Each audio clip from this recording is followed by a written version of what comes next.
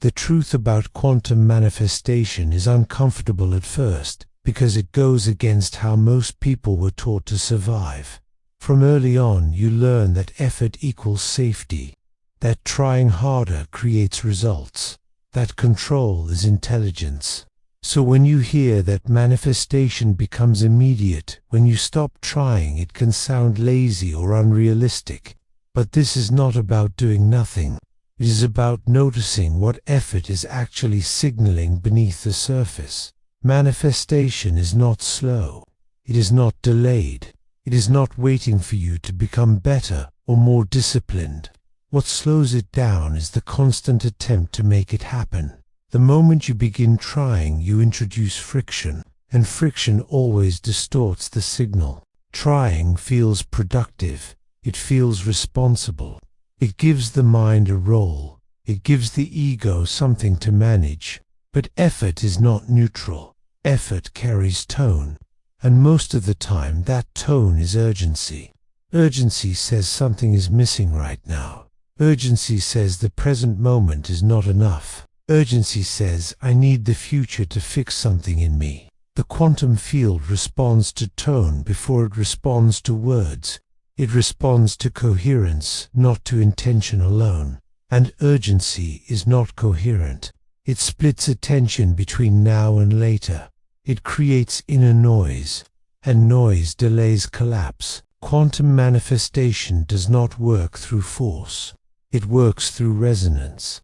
Reality reorganizes when the observer stabilizes internally, not when the observer pushes reality to change. Trying is almost always a push, even when it looks positive on the surface, even when the affirmations sound calm.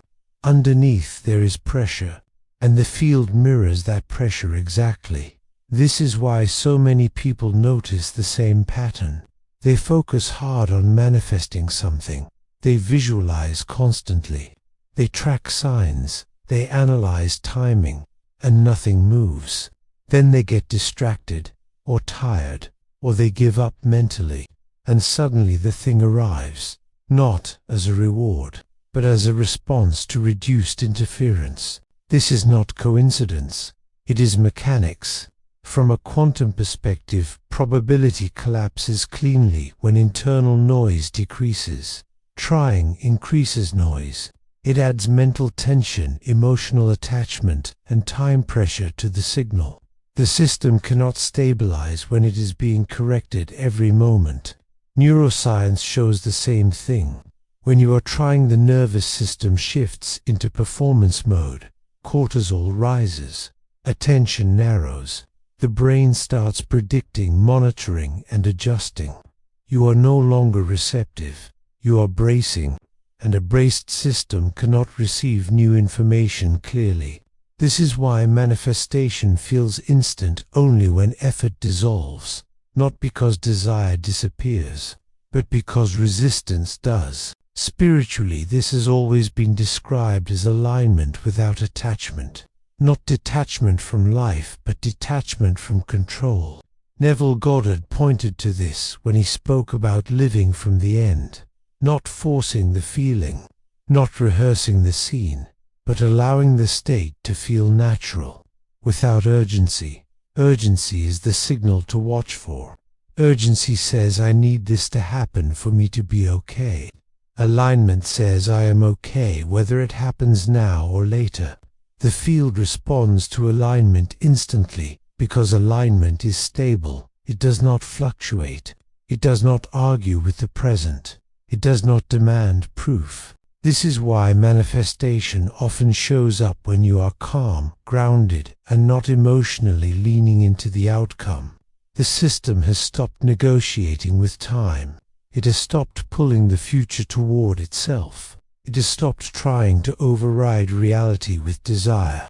And in that stillness, reality reorganizes efficiently. Most people misunderstand this and think they need to stop wanting. That is not true. Desire is not the problem. Desire is neutral. Trying is not. Trying is the mind compensating for a lack of trust. It is the last defense of an identity that believes effort is required to receive. When that identity relaxes, trying dissolves naturally. This is why quantum manifestation feels immediate only after you stop managing it. The moment you stop asking, "Is it working?" the signal clears. The moment you stop checking for confirmation, coherence stabilizes. The moment you stop chasing alignment, alignment locks in. This is not passive surrender. It is intelligent non-interference. The universe does not reward effort. It responds to coherence. And coherence is what remains when the impulse to try fades. The moment you stop trying, something specific shifts inside you, not on the surface, but in posture. Your relationship to reality changes. You move from attempting to influence the field to allowing yourself to synchronize with it. This shift is subtle, but it is decisive. From a neurological perspective, trying is always paired with monitoring. The mind scans for progress. It measures distance. It checks feedback. Even positive thoughts keep the system future-oriented. And the quantum field responds to presence, not projection. When trying stops, prediction collapses. The nervous system exits performance mode. Cortisol lowers. The brain stops rehearsing what comes next, because there is no internal pressure to make something happen. This opens access to alpha and theta states. These are the states associated with creativity, intuition, and integration. In these states, identity becomes flexible. The mind is no longer arguing with reality. It is receptive. It is suggestible. It is synchronized with the body instead of dominating it. This is why ideas appear when you are relaxed. Why clarity shows up when you are not thinking about the problem. The system is finally open. Quantum manifestation accelerates here because the observer stabilizes. There is no tug-of-war between wanting and resisting. The signal becomes singular. Spiritually, this is why surrender has always been emphasized, not as passivity, but as alignment. Surrender does not mean giving up desire. It means releasing the identity that believes desire must be controlled. That identity often hides behind productivity and discipline. It says, "If I stay vigilant, I can secure the outcome." But security is not coherence, and the field responds to coherence. When trying dissolves, you may feel a strange neutrality, not boredom, not apathy, ease. The outcome feels less charged. You are no longer emotionally leaning toward it. This does not delay manifestation. It removes friction. Friction is created by insistence. Insistence tells the field that something is missing now, and the field reflects that faithfully. When insistence fades, the signal changes immediately. The present moment becomes sufficient, and sufficiency is powerful. This is why manifestation feels instant after you stop trying, not because time bends, but because resistance disappears. The field does not need time to respond to coherence. It responds in the same moment coherence stabilizes. Behavior also changes without effort. You say yes or no more, clearly. You move toward certain things without overthinking. You disengage from others without guilt. These are not strategies. They are expressions of alignment. Alignment reorganizes behavior automatically. Manifestation is not separate from action. Aligned action feels obvious.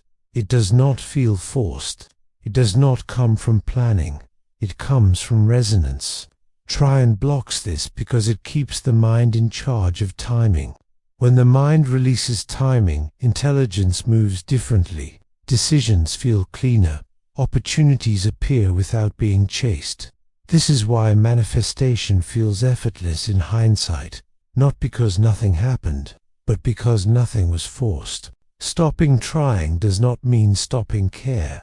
It means stopping interference. Interference is the only thing that ever slowed this down. For many people, trying feels safe.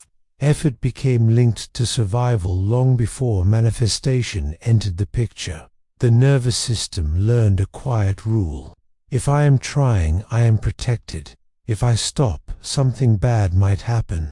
So letting go feels unsettling, not because it is wrong, but because it removes a familiar form of control. Psychologically, effort becomes part of identity. The mind wants proof of worthiness.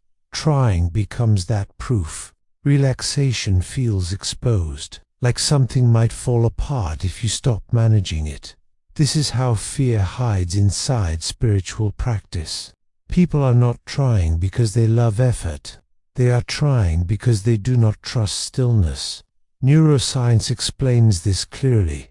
When effort equals safety, ease feels unfamiliar, and unfamiliar feels risky. The nervous system stays alert even when nothing is wrong, but receptivity lives in ease. In states where threat detection quiets, the brain becomes intuitive, associative, responsive. This is why insights arrive in the shower, why solutions appear on walks. For someone conditioned to effort, these states feel unearned. The mind tries to pull itself back into control. It finds something to fix, something to worry about. This is the addiction to effort. Spiritually, this is the attachment Neville warned about.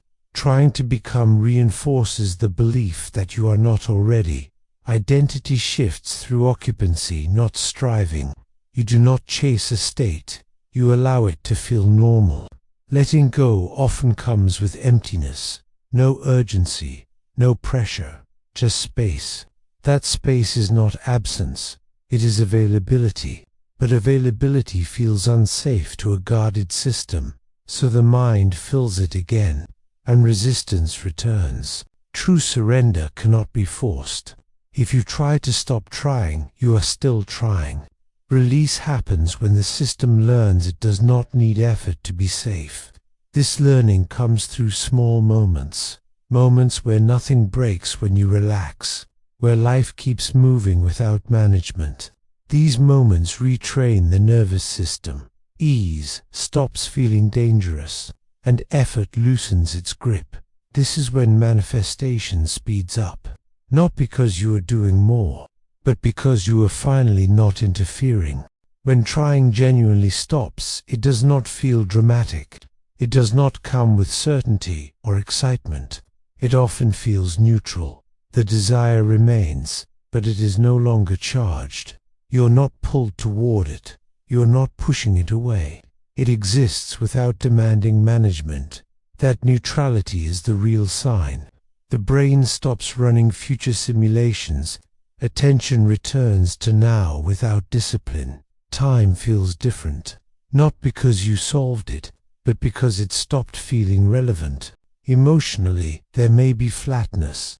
People think something is wrong, but excitement is activation. Activation keeps the system future-focused. Neutrality brings it home. Spiritually, this is the Sabbath Neville spoke of. Rest after assumption is complete. The desire is no longer argued with. Behavior simplifies. You stop explaining yourself. You stop defending your direction. You stop looking for signs, not because you do not believe, but because belief is no longer compensating for doubt. Manifestation accelerates quietly here. Probability collapses because the signal is stable. Reality responds in ways that feel normal. Timing aligns, conversations shift, opportunities appear through paths you were not tracking. Because you were not watching closely, it does not feel magical. It feels appropriate. Trying creates contrast. Alignment creates continuity. One clear sign you have stopped trying is that you stop narrating the process. Life is no longer evidence. It is just life. Manifestation seems to sneak up on you because the shift already happened internally. The world is catching up. The only requirement here is non-interference.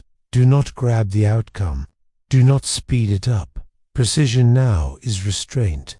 Let coherence finish. As reality begins, responding, the mind may want to re-engage. It wants to label, secure, and define. That reflex is old conditioning. Change, even positive change, activates vigilance. The nervous system tightens slightly. Not fear, alertness. This is where people slow things again.